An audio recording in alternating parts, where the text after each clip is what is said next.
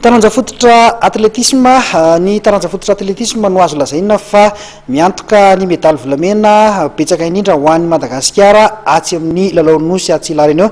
Amin'izao fotoana izao ary dia tsy ataon'ny fédération ambanin-javatra ny fanomanana ny atleta na dia mbola tsy misy aza ny fampivondronana iraisana fa tsy dia samy manome ny fanazarantena ho an'ny atleta tsirairay ny mpanazatra malagasy.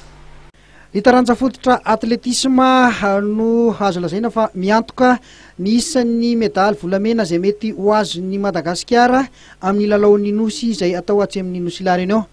Araka izany dia tsy ataon'ny fédération ambanin-javatra ny fanomanana ireo atleta izay hiatrika izany lalaon'ny nosy izany.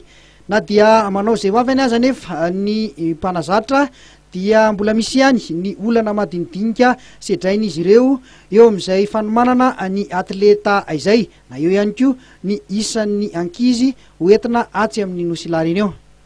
Ny taranja fototra athlétisme zany zao dia mbola ao anatin'ny préparation spécifique fa manomboka mois de juin io zany dia tena période de compétition ny amin'ny athlétisme satria tsara marina fa ny forme ny ankizy anankiray zany tsy voatanao anatin'ny 2 volana. Raha ohatra zany izy manao performance mafy be izy zao dia aingany voatazony zay zao tsika juin fin juillet zany zay dia efa midina ny performance.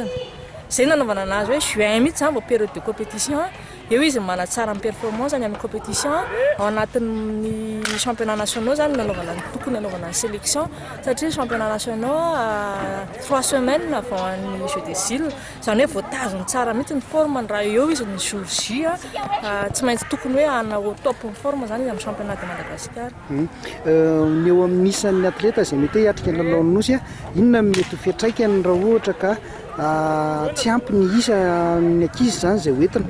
Io indrindra ny tena problème tamin'ny athlétisme satria ny athlétisme zany athlétisme be dia be ny discipline, misy course, misy saut, misy lancer dia na ny sélection zay ariny dia nay hatramin'izay dia championnat national daholo eo zany vao anaovana sélection ka raha sanatrika amin'izao zany manao sélection zay kanefa ny ankizy mbola tsy tena en forme amin'izao fotoana izao dia mety ho resy ny ankizy izy amin'ny championnat national nefa tsy tafiditra izy amin'ilay sélection dia zay no lasa olana be dia be zay fa zay zany dia manao sosikevitra foana hoe allo atao maromaro foana zany raha manao sélection voatery andefa anarana ny La Réunion dia atao be dia betsaka ihany tsy ho 35 raha hoe tena izay no tena lista farany alefa ny athlétisme mba atao 45 ohatra ny alefa dia amin'ireo ny fatenana izay andeha amin'izay mantsy mba misy marge kely zany mba ahafahana manao sélection fa raha zao mantsy sahirana be satria mbola tsy tena en forme ny ankizy amin'izao fotoana izao zany mbola tsy période de compétition tena ao anatin'le azona forme zao dia izay no hoe allo ampitomboina ihany aloha ilay isa dia arakarak'izay no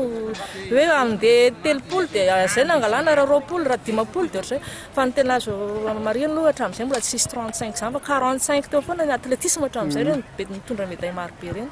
Inona ny taktika mety ho apetraka zany raha ohatra ka hoe tsy ampy ny isan'ny ankizy nefa ny épreuve andraisantsika antsara betsaka dia ahoana ny fomba andrafetana ny ekipa amin'izay zany rehefa miatrika an'ilay compétition?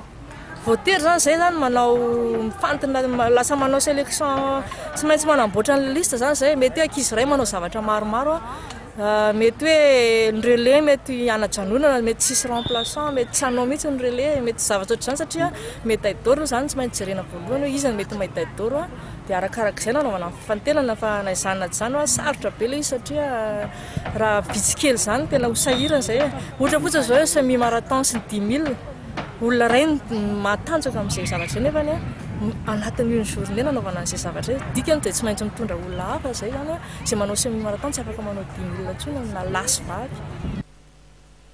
Isan'ny atleta sangany amin'izao fotoana izao ary manana ny vatana sy manana ny hoaviny eo amin'ity taranja fototra athlétisme ity i Bolt izay mpanao ny azakazaka 100 metatra izay efa ao anatin'ny fanomanana tanteraka eo ihany koa i Fanjaliana.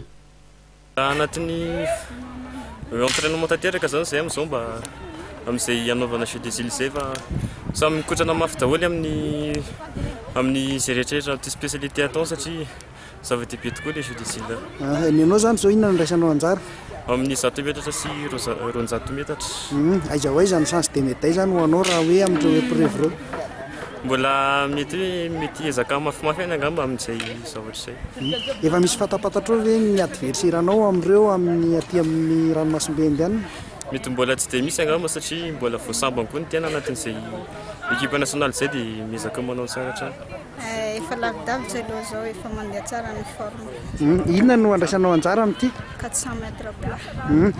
Manao ahoana ny tokonaina mety azo medaly volamena ve tsika? Tena azo medaly volamena ka.